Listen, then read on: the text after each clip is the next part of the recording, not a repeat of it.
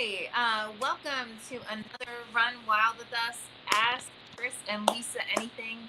I'm Lisa Kastner. I am the founder and executive editor of Running Wild Press, and I am here with Chris Major, who is the acquisitions editor for Rise. So we are here with you every week on Wednesdays, starting at 4 p.m. Pacific time, 7 p.m. Eastern time. And you can ask us whatever you want. Does that mean you're always going to get an answer? Nope. But it does mean that if it is something relevant to publishing, um, writing, creative writing, all of those kinds of things, then yes, we will answer those kinds of questions. I want to actually start off with the fact that we were really blessed. We got some amazing accolades this week. We, for Running Wild in general, the press was acknowledged by LA Wire as being an up and coming business in the LA area. So that's tremendous. It's such a great honor. And I was named one of the top females to watch in general by New York Weekly, which is just mind blowing. I mean, can you imagine having your name next to Beyonce? That was kind of crazy.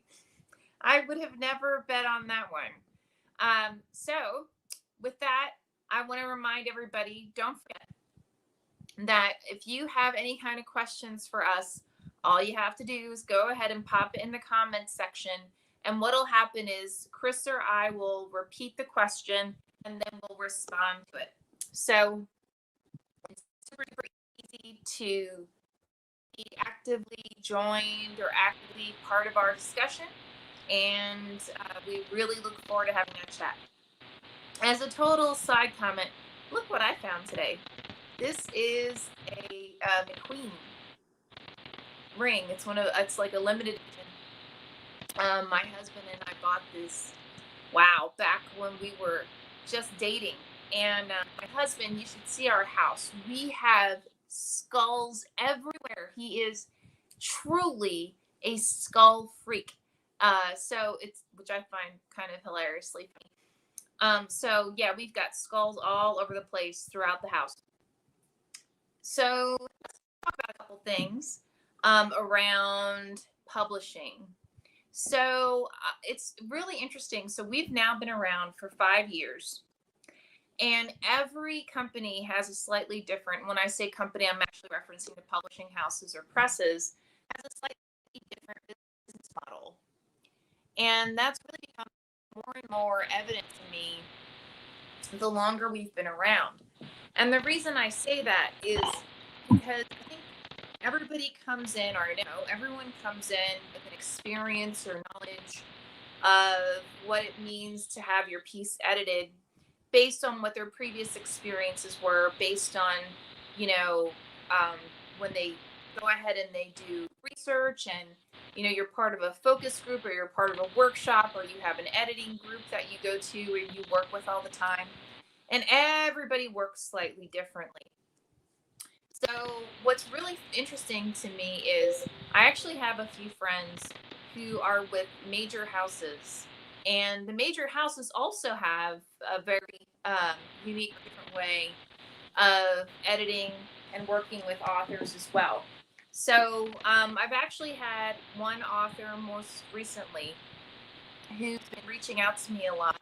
And I won't name names because I don't want to embarrass anybody. But she's had a lot of questions on like, well, I thought I would have heard from my editor by now. And, isn't this normally very much of a dialogue, a collaboration? And those are all great points. So I want to talk a little bit about what your experience might be at a major house and what your experience will most likely be if you're working with a Running Wild editor. And neither one is good or bad, right? They're just different. So with that in mind, if you're working at a major house, now, again, I'm specifically talking about if you are an author and you wrote a book on spec. Now, what I mean by on spec is that house, that press, that publisher reached out to you and said, hey, I want you to write a book about, give me a pitch. You went, you wrote a pitch. They read the pitch and went, yep, love it, write that.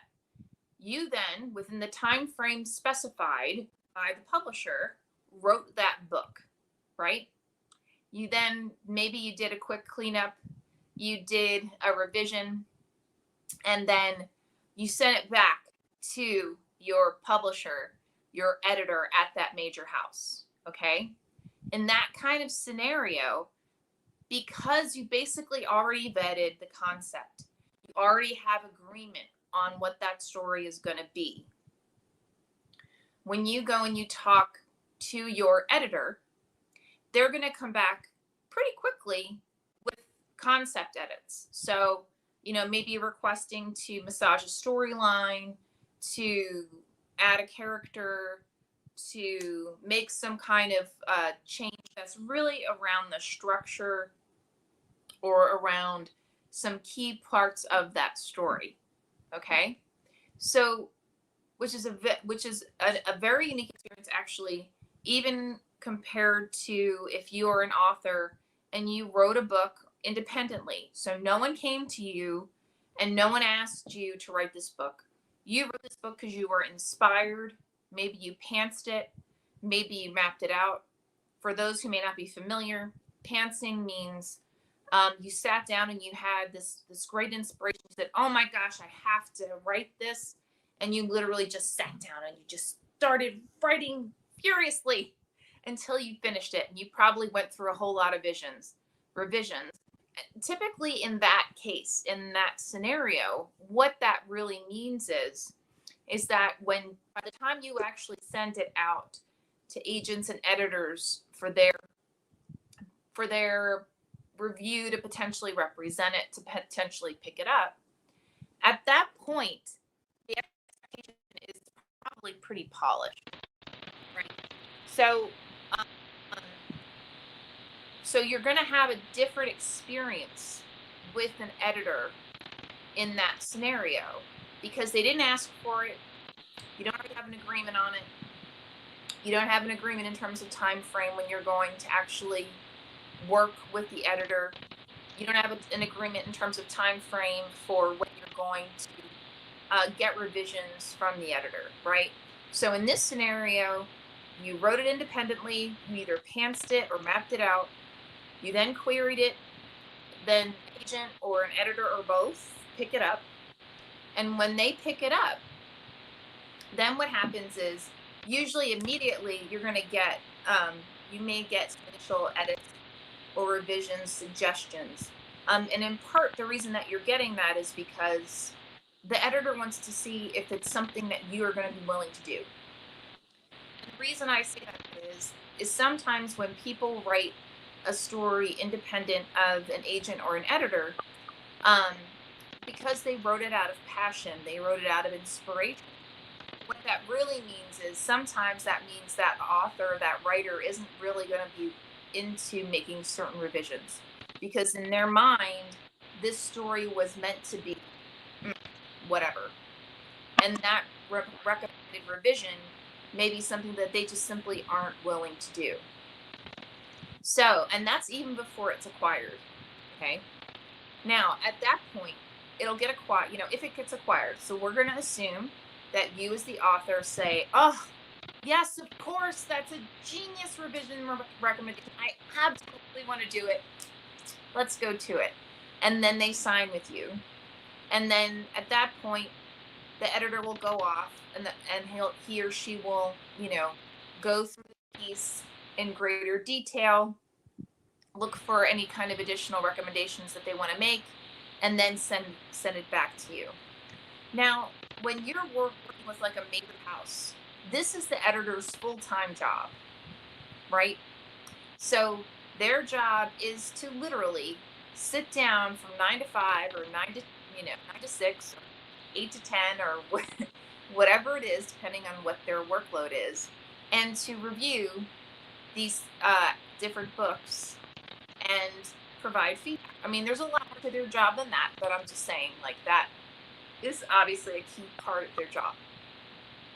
So in that case, you're going to get revisions pretty quickly, most likely. You'll probably get recommendations within a week, assuming that the person's slate is not uh is is not like overpoweringly full. Okay. You have to remember too, these editors, they're working on in a year they'll work on like 18 to 20 or more potentially titles. So that means while they're working on your work, they're working on a whole bunch of other pieces as well. So just keep that in mind. And oftentimes it's going to get prioritized based on when this book is estimated to be actually published. Okay. All right. So that's with a major publisher, and that's one if it's been requested. So they asked you for a pitch, you gave them a pitch, they accepted it, you agreed on a time frame to publish it, and then or to send in your first draft, and then you took it from there. And then we also talked about the version where you went off, you were uniquely inspired, you came up with this brilliant idea, and you sent it out to agents and editors, and then it was acquired from there. Okay, so now let's talk about, and both of those two uh, scenarios that I referenced are really more so talking about like if you're working with a mid-size or major house and it is the editor's full-time job to work with authors. Great. Now, in today's market, there's actually 2,700 publishers out there today in North America alone. I'm not kidding. That's a lot. Yeah. And that's small, it's mid-size, and it's major. So what that means though is, well, it doesn't actually mean this, but there are a ton of publishers out there that is not their full-time job. It is their part-time job. They're doing this out of passion. They're doing this out of love. They're doing this because they saw a gap in the market, an opportunity to address fans' needs, and they went forward and they created this publishing house. Okay? So with that in mind, most likely it's these guys' part-time jobs. So they got a day job. During the day, they're doing whatever, right? They could be doing anything. Actually, for all you know, it's the construction worker down the road. Your editor is the guy who's doing customer service for your local Best Buy. It could be, the guy who works at the local Burger King. It could be someone who works for your the water company down the road. That person who's your editor could be literally anybody. It could be the guy or gal who works at your local university. You don't know, okay? But it's someone who's doing this for the love of story, for the love of storytelling, for whatever that passion, that drive is. In that scenario, how your story is acquired, it could happen a jillion different ways. One very common method is that a lot of publishers have publishing assistants, or some call them readers, and it's those readers' jobs to go through all the submissions and provide feedback and decide on what ones will be published, what ones won't be published, um, what ones should be considered for publication, that kind of thing. Now, because of that, that means your story may not ever, if it's that model, they may never actually be seen by an actual editor because they are relying on those readers to let them know if a piece, fits their mission, fits their vision, is the type of story that they should publish, all that kind of thing. So keep that in mind. Whenever your piece is declined, ask for feedback because you want to understand why the piece was declined, but you also want to make sure that you understand who declined it in reality, because like I had this happen. I mentor authors all the time, and I have one mentee who was rejected recently. And, it freaked him out because it's a publication that he would actually be put for. And the feedback was a little weird. So I asked him to send me the piece. And when I reviewed it, for what he is trying to accomplish at work, the techniques he's using are perfect. And so whoever it was that reviewed the piece didn't understand the techniques he was using. They didn't understand the creative writing techniques, the craft that he was using to accomplish his goals within the story itself. And that's fine.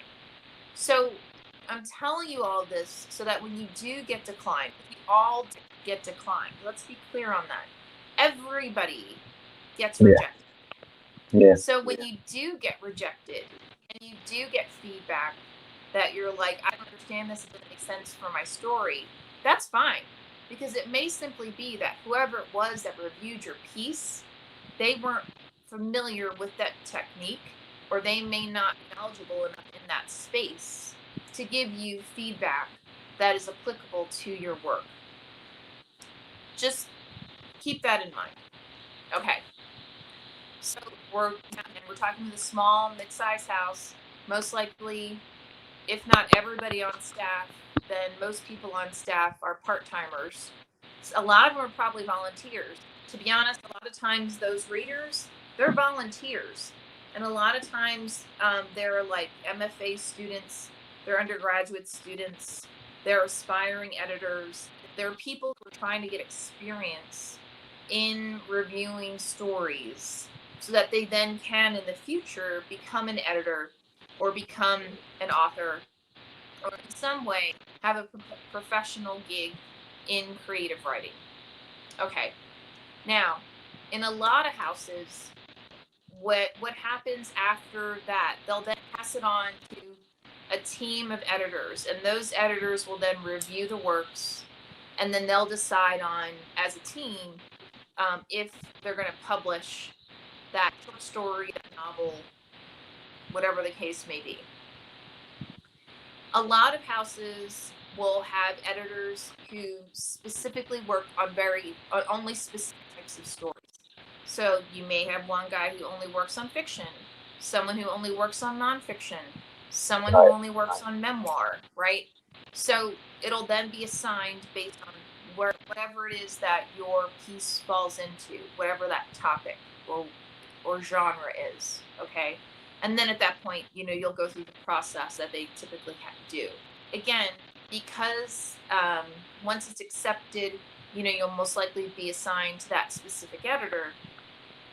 And because that editor is working not only with you, but they're working with a bunch of other people, it's probably going to be a little bit of delay in responses because, again, they're doing this out of love, they're doing this part-time, so forth and so on. Okay.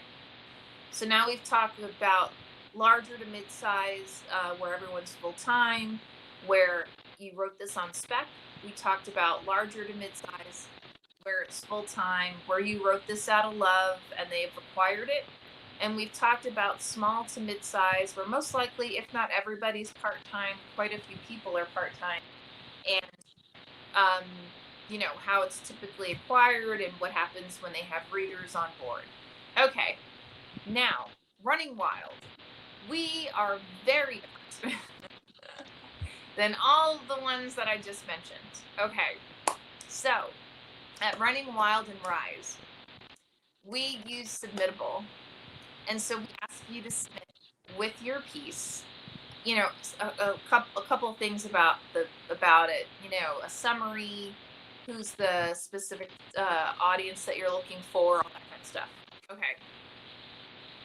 Literally myself and or Chris and or two other acquisition editors that we have, Peter Wright and Benjamin White, we all go through the stories and we figure out what ones, like right off the bat, we know by looking at it, this needs work, and then we'll respond to the piece, to the submission, and let you know or give you guidance on where to go to in order to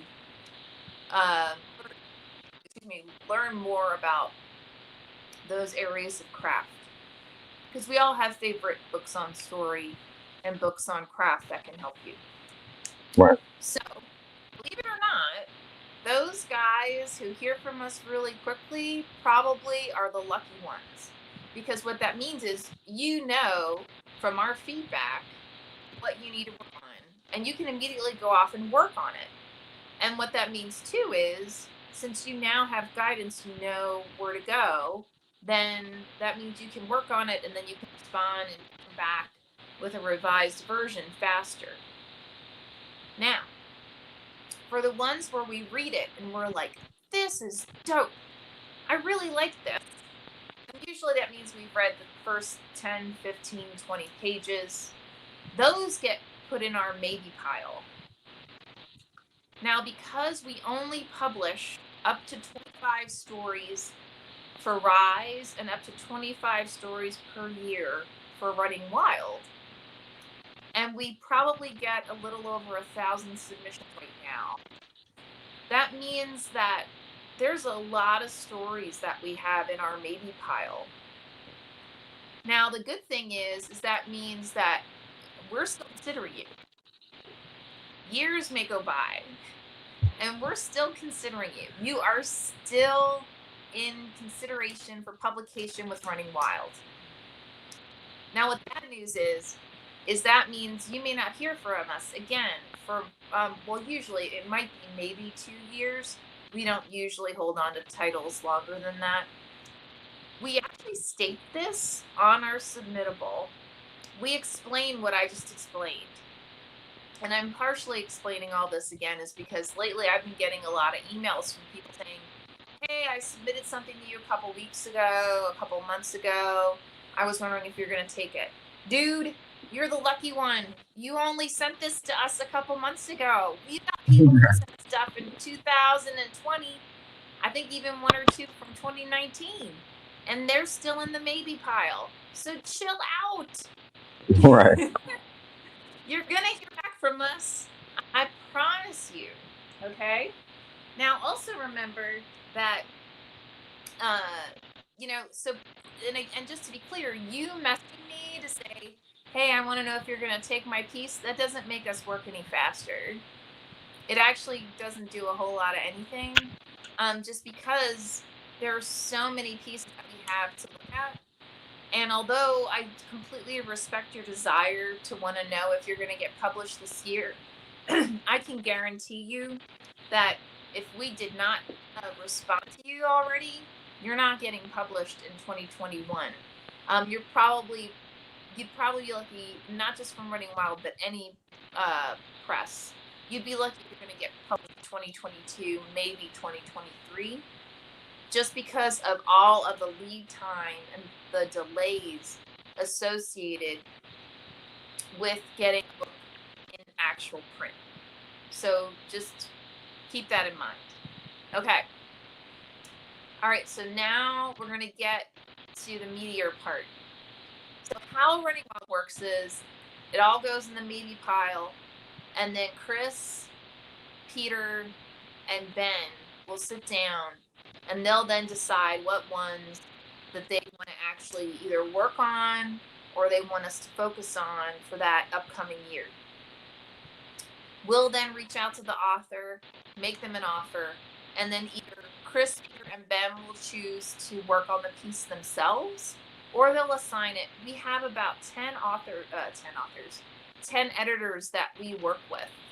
So they may actually also assign it to one of those editors. So keep that in mind as well. Now, at that point,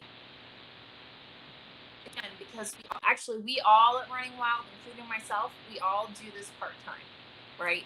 We're all doing this as our side hustle, and which means we work our tusses off, both in our day job and in our side hustle. Right. So what that means too is that your piece may be accepted in February, but you may not hear back from your editor until it could even be like May, because they're not only working on editing your work, going through the entire piece and making sure that they're coming back with very thorough, holistic revision suggestions. But they're also working on other pieces. They're going through that catalog or backlog rather of books. They've got their day job, all of that going on. So, whereas those ducks who get acquired by one of the big houses, it may only be a week or two until they hear back from their editor. Sadly, with us, it's going to be a little while before you hear back, most likely. That's not always the case. Sometimes, it may only be a couple of days. Again, it depends on that editor's availability. Now, at that point, the editor will reach out to you and let you know, like, hey, I have a bunch of edits for your review. I'd love to sit down with you and we can talk about it. And that's where a dialogue begins. Because I had someone recently reach out to me and say, I thought this was supposed to be collaborative. How come I'm not actually talking to my editor? Well, it's because you haven't even gotten through the first part yet, right? You haven't even, he or she has not actually had the opportunity to go through your work to actually then come back with editorial suggestions or recommendations. So you have to allow your editor the time to get through that first part so that you can then actually have that collaborative experience. Okay?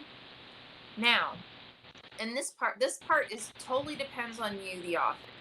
It may be that, like, I've had authors that I sent them the manuscript with the recommendations, and I said, hey, let me know if you want to. They were like, no, all of this totally makes sense to me.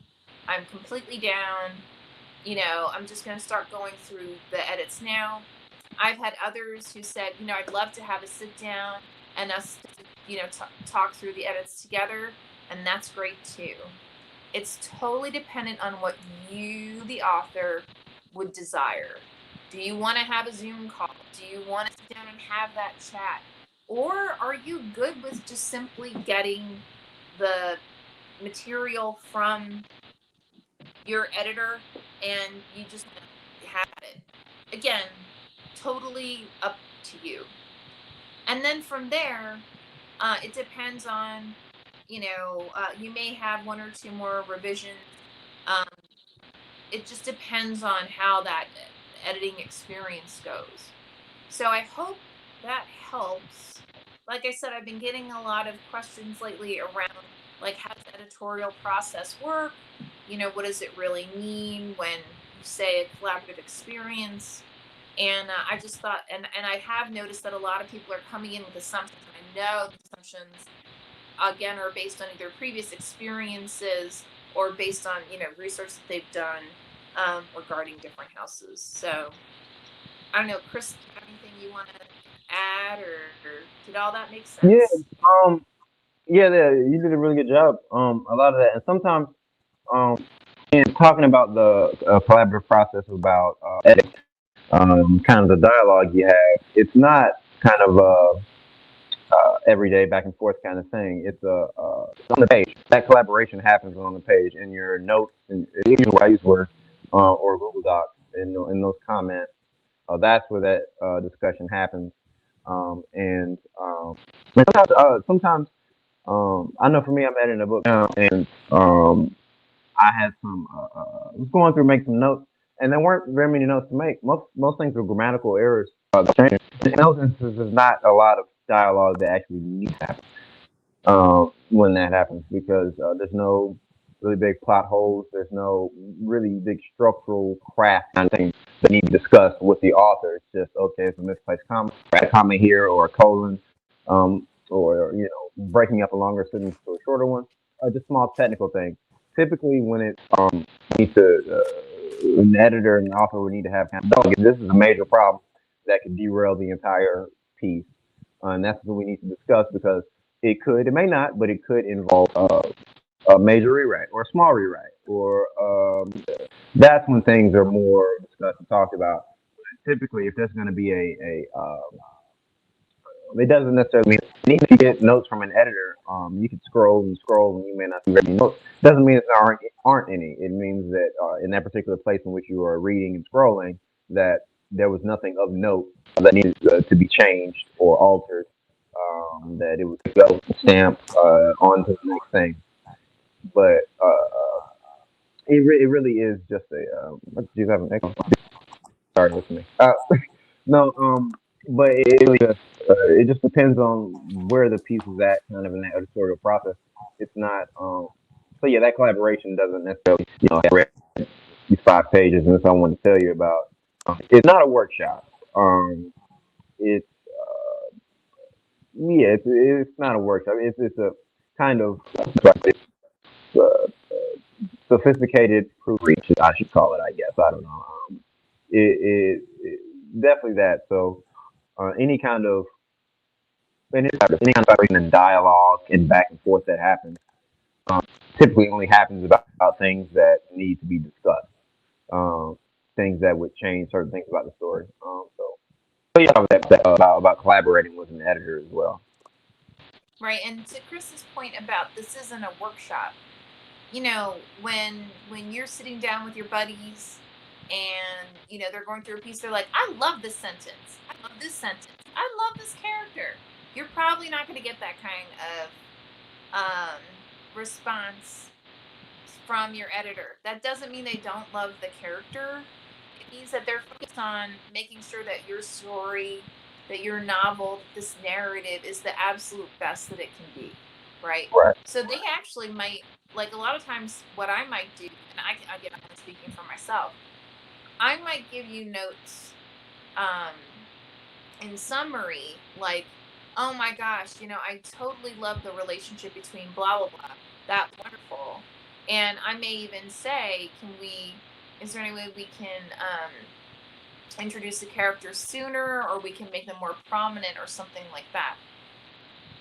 But, like, don't get upset if the person who is reading your work doesn't say things to you like, oh my God, I love this entire section, it's fabulous.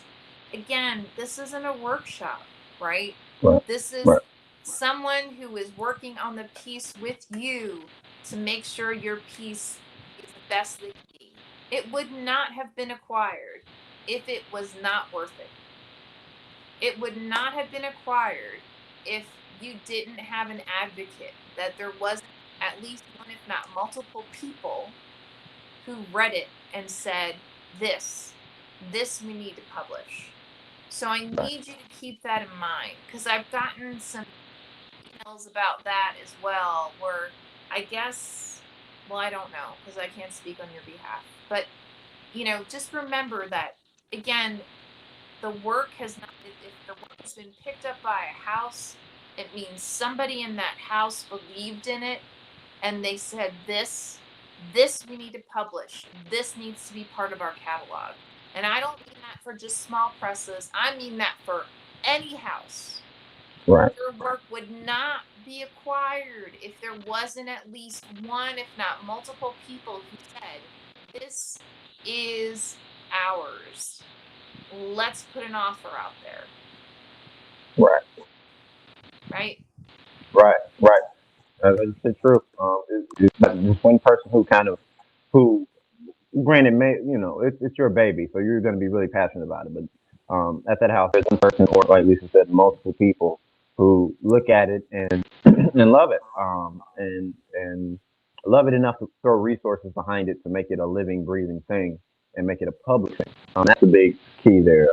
Is that this is this is something we should be backing, putting our time, energy, money, effort to putting out into the world. And we want to say that we help bring this to life. So there is a passion with it. There is a love for kind of your work as the author. There's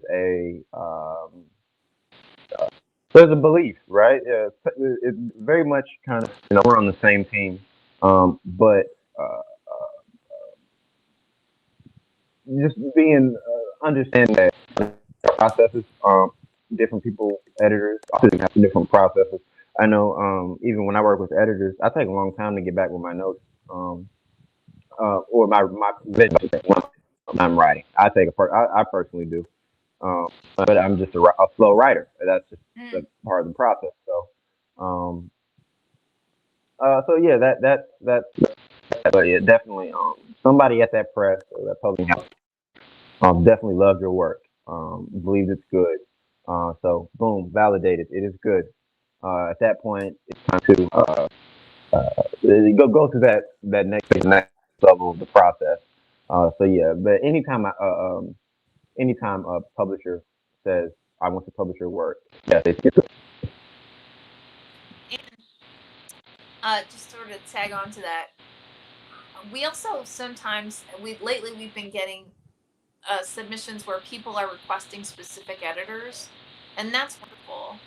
I just want you to keep in mind that what that means, though, if this you may when you do that, when you request a specific editor, you may actually want to ask if what that editor's current workload looks like.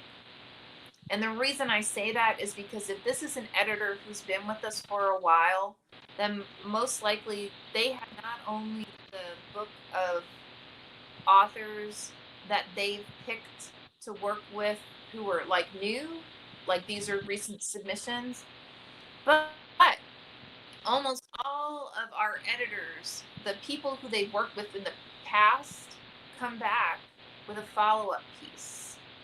So they're probably working on both the combination of like whatever that follow up work is to that previous piece, as well as an upcoming, like the new titles. So they may be really backed up. And I know for a fact we've got two editors who have a pretty decent backlog right now of books that they're working on. And they're both fabulous editors, so this is not a cut on them at all.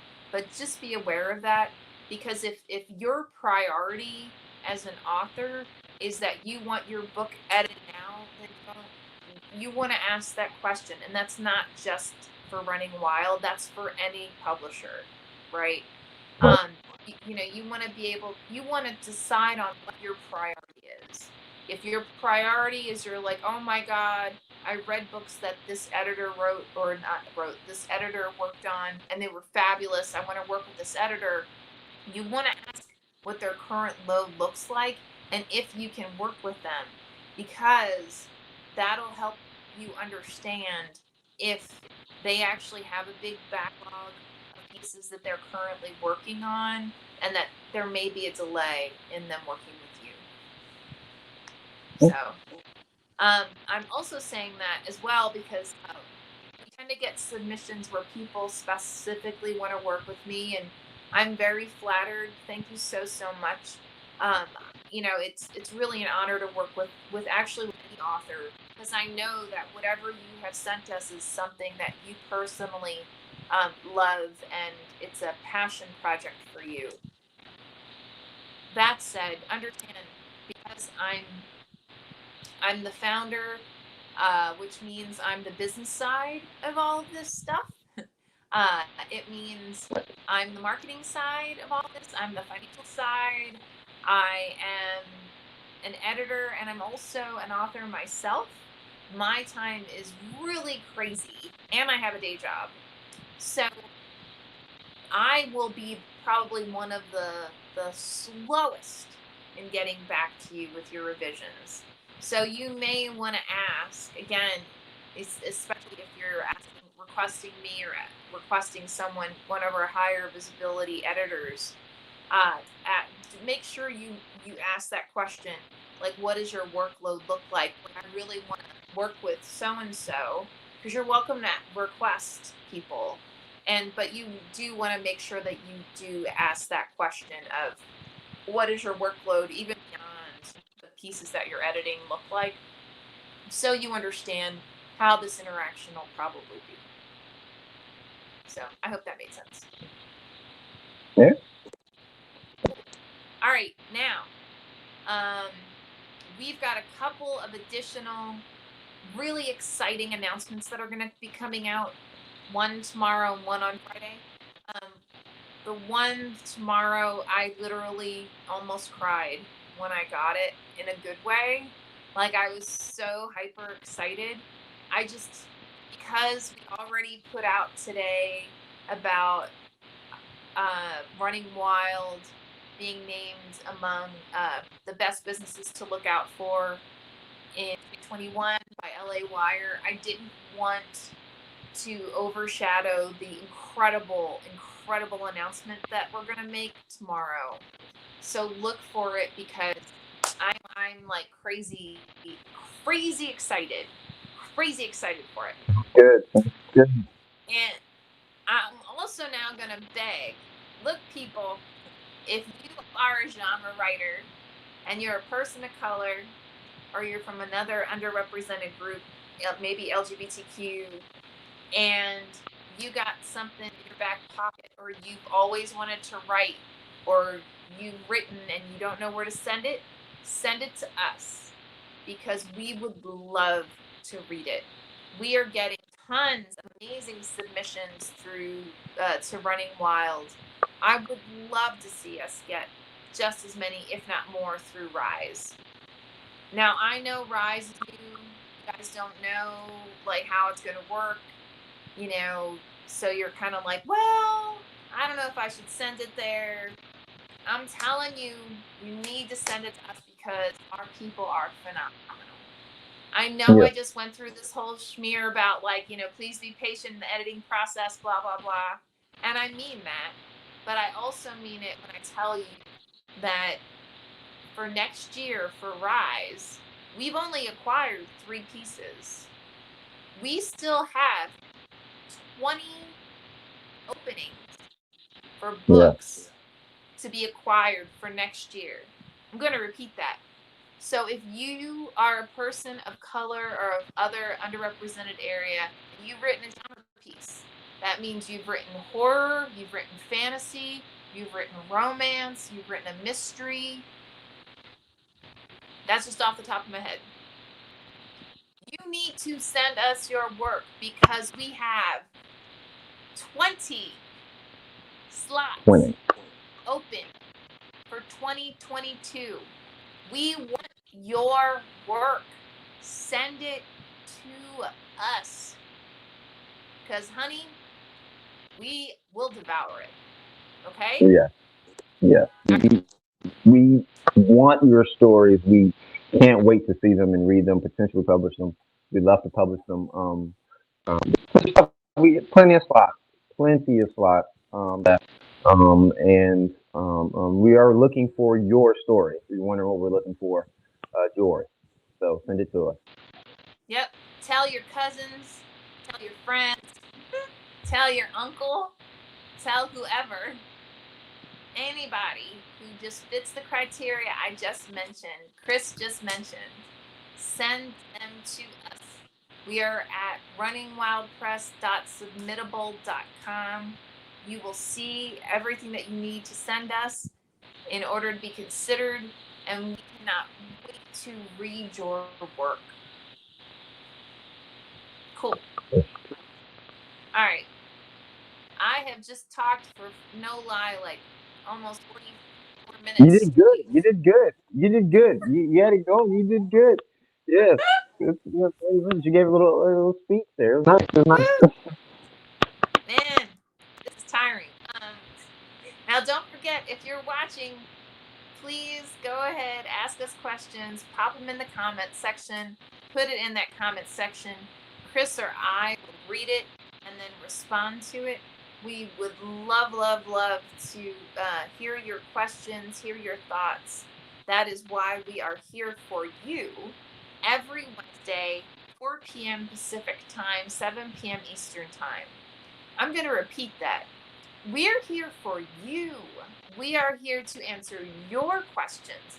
We are here to be a resource, an advocate for you so that you get what you need in this crazy world of storytelling.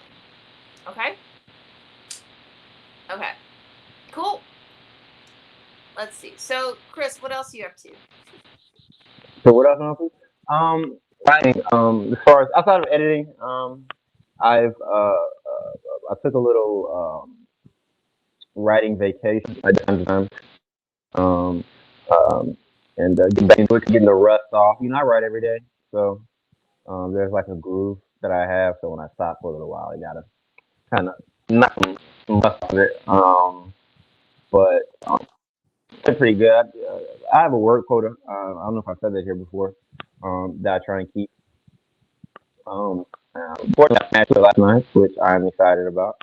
I'm kind of back on track with that. But outside of that, glad the world's going to be opening back up. With getting working free out.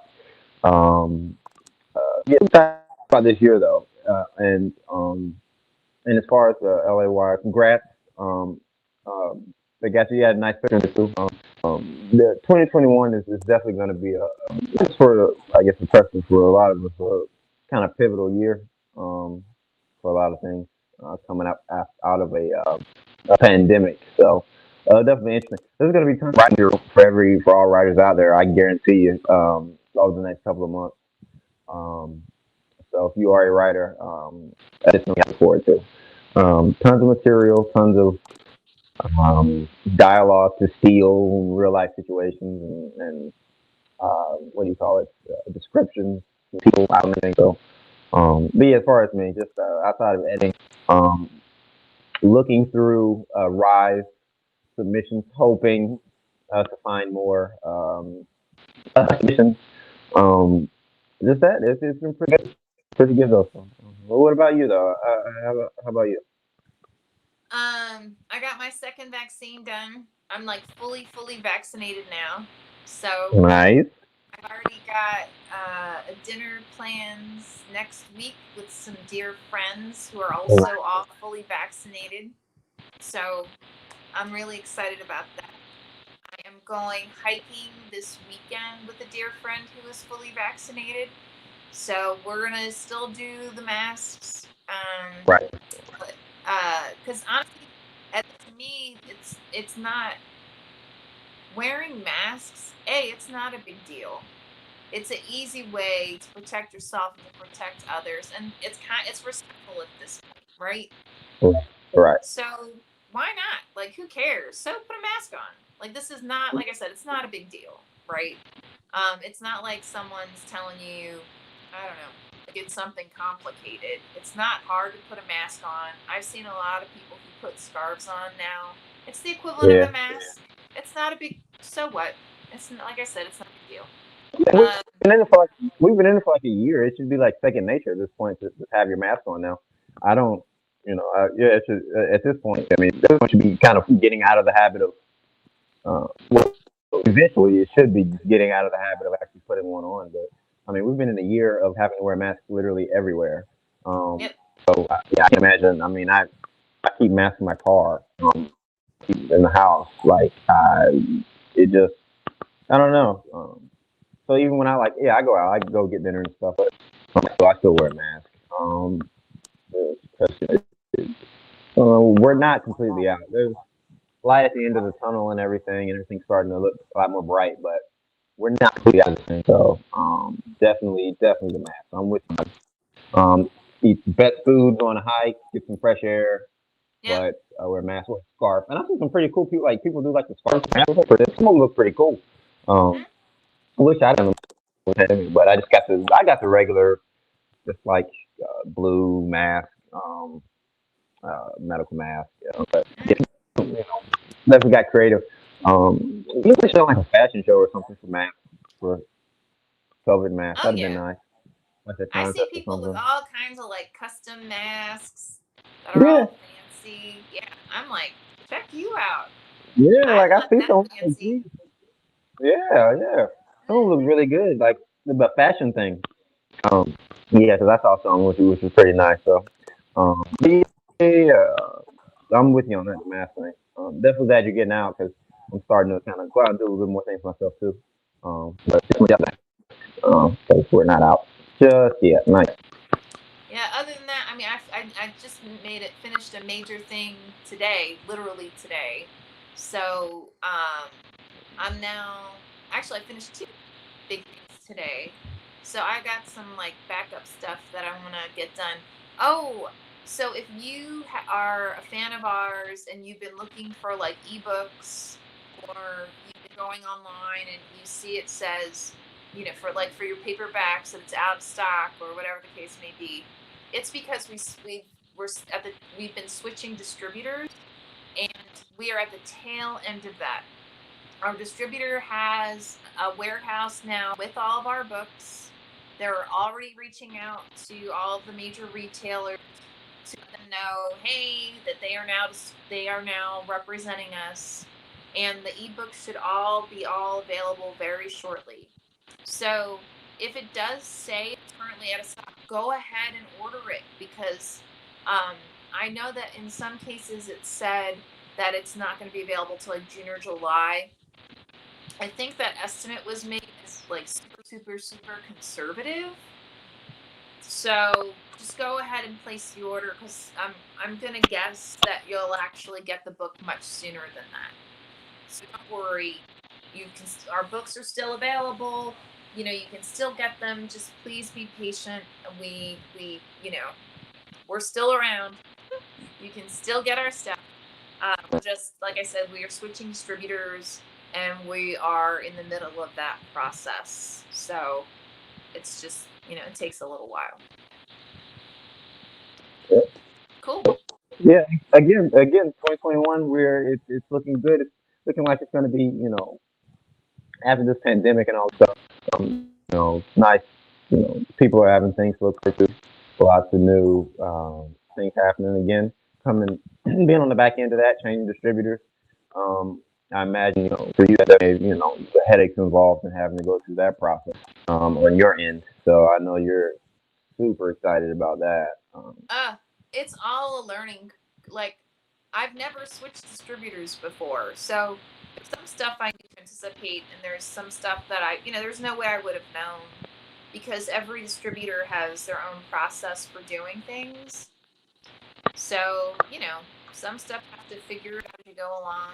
So we're doing that, right? It's all normal. Right, Any kind of major transition, you'll experience something like that, and it's fine. You just go with it, right?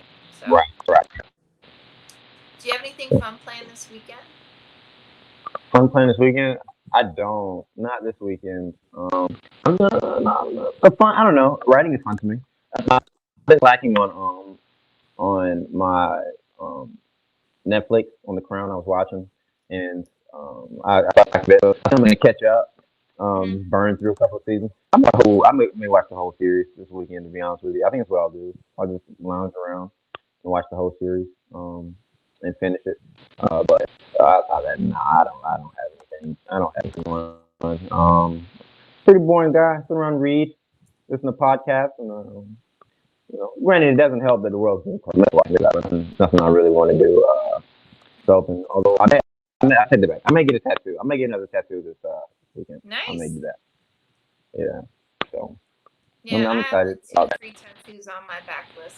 So, Oh yeah, yeah. Like once you get like, yeah, I've been giving thought because I've known I've wanted another one for a while, and I've been giving thought to I would get. I think I kind of know now. Um, yeah, I think this weekend that's probably what I'll do. That'll probably be my crowning kind of thing this weekend. The new tattoo.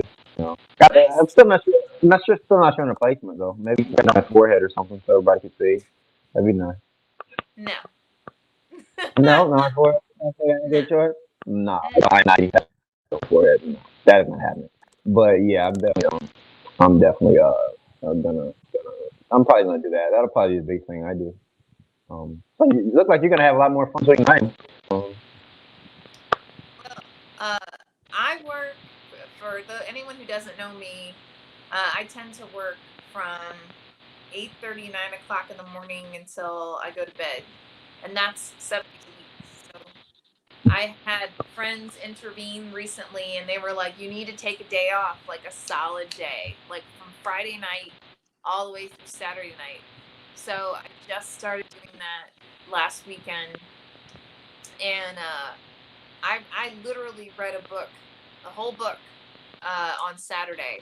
So then I'm just gonna Oh, start doing that. nice, nice, nice. That was a pretty good book, huh? You read it in one day. That's good. I've only done that once.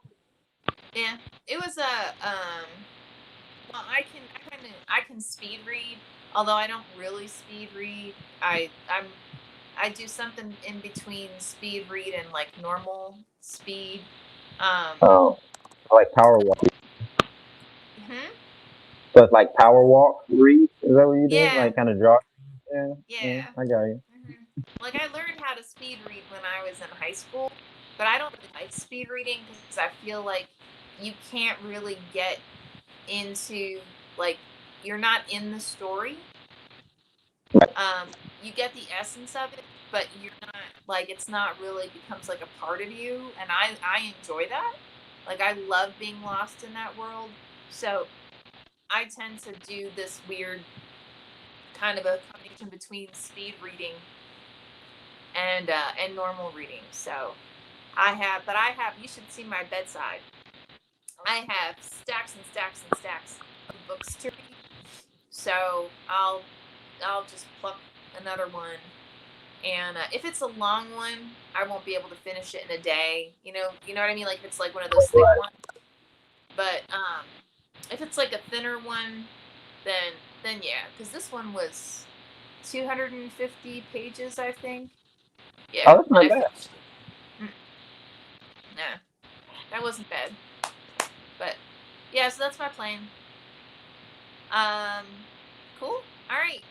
Well, we've only got 3 minutes left. So, guys, if you're watching and you have any questions or anything, whatever, go ahead, pop it in the comments section. Chris and I will be more than happy to respond. Cree, thank you for the really kind compliment. Um, that's really generous of you. I appreciate that. So, and I think though, but I think that's kind of it. If you guys are watching and it is not Wednesday between 4 and 5 p.m. Pacific time or 7 and 8 p.m. Eastern time, all I ask, you are more than welcome to go ahead and email me or message Chris or leave messages within our comments section for this. And we absolutely love to respond to your requests. So honestly, I think that's kind of it. I don't know. Is there anything else you can think of, Chris? I don't know. I don't have anything. All right. Well, cool. All right. Well, we love you guys. We will talk to you next week. Have an amazing week. And until then, we'll see you soon.